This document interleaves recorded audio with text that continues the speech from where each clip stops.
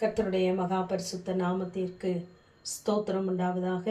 ஏசாயா 8:17 கர்த்தருக்காக காத்திருந்து அவருக்கு எதிர்பார்த்திருப்பேன் என்று வாசிக்கிறோம். இந்த காத்திருக்கிறது என்ற அனுபவம் ஒவ்வொருவருக்கும் ஒவ்வொரு விதமாக இருக்கலாம். அது ஒரு நாள் காத்திருப்பாக இருக்கலாம், சில மணி நேரங்களாக இருக்கலாம், சில ஆண்டுகளாக கூட இருக்கலாம். ஆனால் இந்த காத்திருக்கிறது என்ற அனுபவம் மிகவும் வலி நிறைந்தது தான்.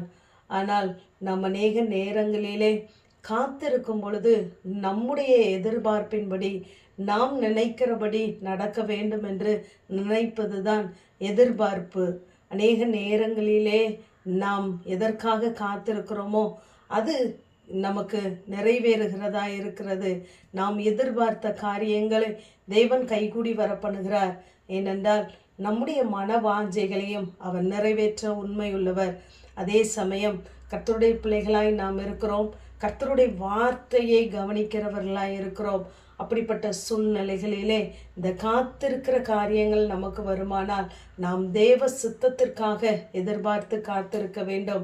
அங்கு தேவ சித்தம் வரும் பொழுது நாம் எதிர்பார்த்த காரியங்களுக்கு மாறாக நடைபெறும் பொழுது நாம் அநேக நேரங்களிலே சோர்ந்து போகிறோம்.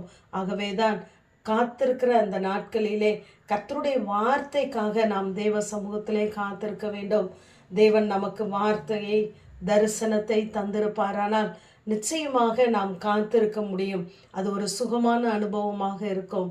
ஆனால் கர்த்தருடைய வார்த்தை இல்லாமல் காத்திருப்போம் என்றால் அது மிகவும் வலி நிறைந்தது. ஆகவே உங்களுடைய காரியங்களிலே எதற்காய் நீங்கள் காத்திருக்கிறீர்களோ அந்த விஷயங்களிலே கர்த்தருடைய சமூகத்திலே அமர்ந்திருந்து, கர்த்தாவே பின்வரும் காரியங்களை முன்னறிவிக்கிறவரே, இப்ப இந்த காரியங்கள் என்னமாய் முடியும் என்று கர்த்தருடைய வார்த்தையை கேளுங்கள், தேவ தரிசனத்தை கேளுங்கள். அப்படி நாம் காத்திருக்கும் பொழுது நாம் அவருக்காக எதிர்பார்த்திருக்கிற காரியங்கள் தேவ சித்தத்தை நிறைவேற்றுகிறதாகவே இருக்கும். நாம் அப்படி காத்திருந்து பெற்றுக்கொள்கிற ஒவ்வொரு காரியமும் தேவநாம மகிமைக்காகவே இருக்கும். அடுத்த வசனத்திலே, இதோ நானும் கர்த்தர் எனக்கு கொடுத்த பிள்ளைகளும் சீயோன் பர்வதத்தில் வாசமாய் இருக்கிற சேனைகளின் கர்த்தராலே இஸ்ரவேலில் அடையாளங்களாகவும் அற்புதங்களாகவும் இருக்கிறோம் என்று வாசிக்கிறோம். நாம் அப்படி காத்திருந்து பெற்றுக்கொண்ட நன்மைகள் எல்லாம் இந்த பூமியிலே கர்த்தருக்காகவும் இந்த பூமியிலே சாட்சியாகவும் கர்த்தருடைய காரியங்களிலே நாம் அற்புதங்களாகவும் அடையாளங்களாகவும் இருப்போம்.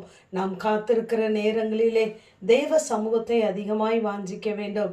ஏனென்றால் தேவன் இந்த காத்திருப்பு காலங்களை அனுமதிப்பாரானால் நம்முடைய ஜெபம் கூடிக்கொண்டே இருக்கும். ஆனால் நம்முடைய சூழ்நிலைகளை பார்க்கிறவர்கள் உன் தேவன் எங்கே என்று நம்முடைய காத்திருப்பை சோதித்து பார்ப்பார்கள். ஆனால் நம்முடைய சூழ்நிலைகளை எல்லாம் பாராதபடி நம்முடைய குறைகளையும் பலவீனங்களையும் அறிந்த தெய்வ சமூகத்திலே நாம் காத்திருந்து தொடர்ந்து ஜெபிக்கிறவர்களாய் இருக்க வேண்டும். நம்முடைய பலவீனம் கூட அநேக நேரங்களிலே மனிதனுடைய பார்வையிலே குறைவாக தெரியும். ஆனால் நம்முடைய கண்ணீருக்கு நம்முடைய காத்திருப்புக்கு நிச்சயமாகவே பதிலுண்டு. ஆகவே கர்த்தருக்காய் அவருடைய சமூகத்திலே நாம் காத்திருப்போம்.